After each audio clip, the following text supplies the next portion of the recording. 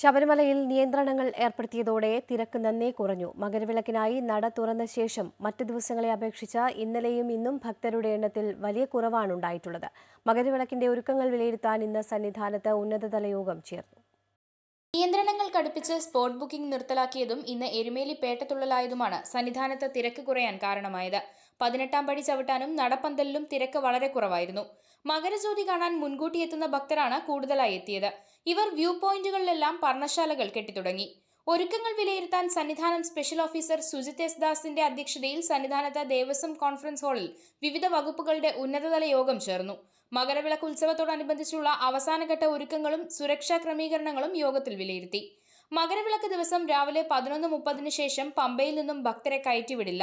മകരജ്യോതി ദർശനത്തിന് ശേഷം ഭക്തരെ സുരക്ഷിതമായി തിരിച്ചിറക്കുന്നതിനാണ് മുൻഗണനയെന്നും സന്നിധാനം സ്പെഷ്യൽ ഓഫീസർ പറഞ്ഞു. 15-ാം തീയതി നമ്മൾ ഏകദേശം 11:30-12 മണി 11:30 നമ്മൾ ഉദ്ദേശിക്കുന്നത്. അതിനുശേഷം നമ്മൾ പമ്പയിൽ നിന്നും ഇങ്ങോട്ടേക്ക് നമ്മൾ തൊഴാനായിട്ട് നമ്മൾ സാധാരണ ഇങ്ങോട്ടേക്ക് കയറ്റി വിടാറില്ല. തിരുവാഭരണം വരുന്ന വഴിയിൽ ട്രഡീഷണൽ ആയിട്ടുള്ള നമ്മുടെ റൂട്ടിൽ അത് മുഴുവൻ ക്ലിയർ ആയിരിക്കും.